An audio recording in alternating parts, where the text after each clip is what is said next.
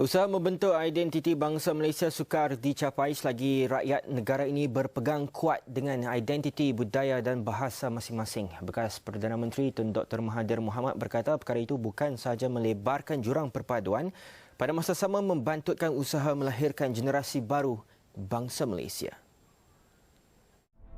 Apakah bangsa Malaysia? Adakah Malaysia itu negara bangsa atau di sebaliknya? Ini antara soalan yang selalu ditanya sejak pembentukan negara. Nama saya Wong Tong Kuen daripada Universiti Utara Malaysia, dan hari ini saya akan menunjukkan apa yang menjadikan kita sebagai bangsa Malaysia dan pentingnya memahami tamadun sesebuah negara. Kemerdekaan seperti permata hilang dirampas kuasa penjajah barat yang tiba di archipelago Melayu.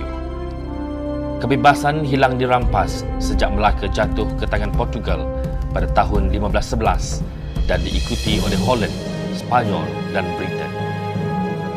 Di Brunei pada tahun 1841, muncul pula seorang Inggeris bernama James Brooke memperluaskan pengaruhnya dari Kuching hingga ke Lawas dan akhirnya menjadi negeri Sarawak.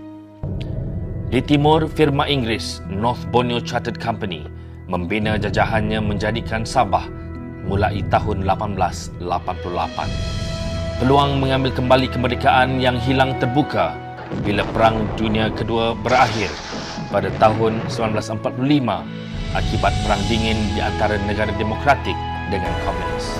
Dengan gaya kepimpinan luar biasa, Tunku Abdul Rahman Putra Al-Haj telah memujuk Britain mempercepatkan kemerdekaan Persekutuan Tanah Melayu dengan titisan dakwat pena tanpa bertumpah darah pada 31 Ogos 1957. Walaupun baru saja mencapai kemerdekaan selama 3 tahun, Tunku Abdul Rahman Putra Al-Haj menyambung irama sejarah diplomasi antarabangsa dengan mengumumkan suatu gagasan baharu di antara Persekutuan Tanah Melayu dengan British Borneo, iaitu Sabah, Brunei dan Sarawak pada 27 Mei 1961. Gagasan ini semulanya dikenali sebagai Melayu Raya dan kemudiannya menjadi Malaysia.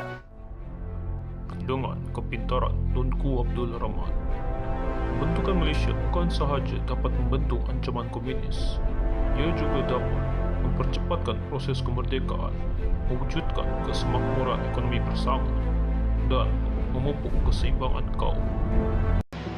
Dalam tempoh 23 hari, Sir Harold Macmillan, Perdana Menteri Britain, telah menyatakan sokongannya dan memacu cadangan ini menjadi suatu pecutan proses integrasi politik. Pada 26 Jun 1961, tanah jajahan British Borneo iaitu Sarawak, Brunei dan Sabah telah bermesyuarat di Singapura. Ramai pemimpin memberi sokongan dan mereka pula telah menubuhkan Malaysia Solidarity Consultative Committee di mana Sarawak telah diwakili oleh Datuk Bandar Abang Mustafa, Temenggung Jugah, Ling Beng Siu dan James Wong Kim Min.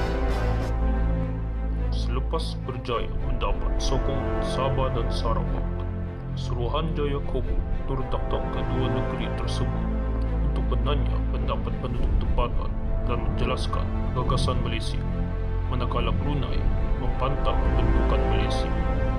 InsyaAllah dengan izin Allah Subhanahu Wa Taala pada 31 hari bulan Ogos 63 kelak negara baru itu akan muncul sebagai sebuah negara yang merdeka dan berdaulat. Hidup Malaysia! Pembentukan bangsa Malaysia pada ketika itu terlihat seperti mustahil kerana ketiga-tiga negara pantang dan mempunyai kepentingan sendiri sehingga wujudnya konfrontasi dengan negara Indonesia.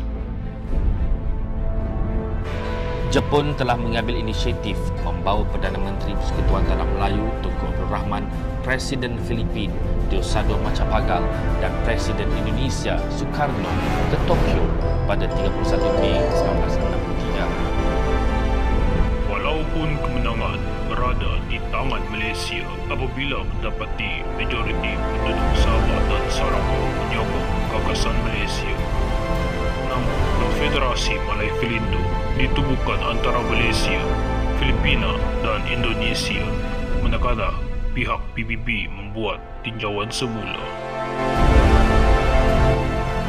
Pada 13 September 1963, United Nations Malaysian Mission memutuskan bahawa majoriti penduduk Sabah dan Sarawak berminat untuk menyertai Malaysia dan sesebuah negara baru telah lahir. Di Kuching, ibu kota Sarawak, rakyat menyaksikan pelantikan UMNO yang pertama dari anak negeri, yang terutama Datu Haji Abang Openg. Tuan yang terutama itu berikrar berkhidmat kepada bangsa dan negara Malaysia, memimpin negeri mengikut lunas-lunas demokrasi. Manakala oleh Ketua Menteri Sarawak, seorang Iban, Encik Steven Skalong Ningkan, diisytiharkan bahawa Sarawak sekarang telah meningkat taraf menjadi sebuah negeri.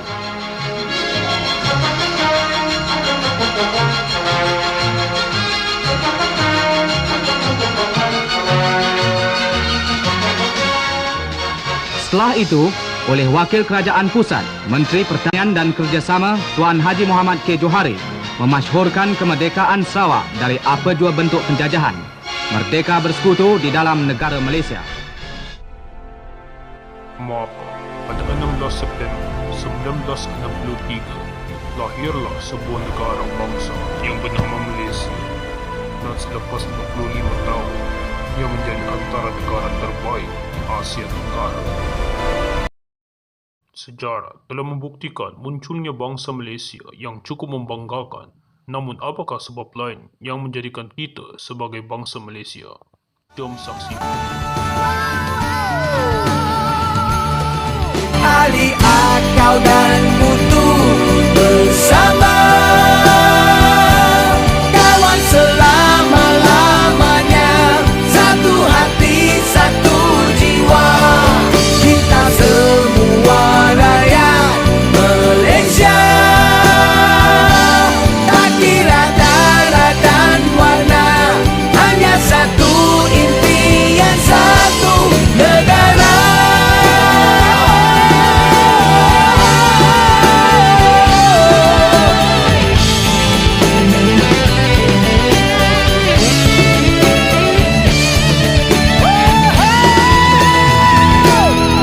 Ali akal dan mutu bersama,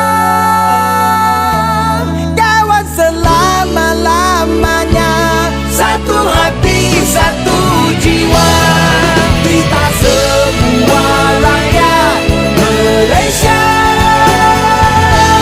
tak kira darah dan warna, hanya satu impian, satu negara. Sebelum video berakhir, apa pendapat korang tentang bangsa Malaysia?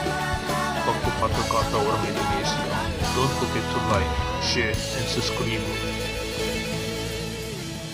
Terima kasih.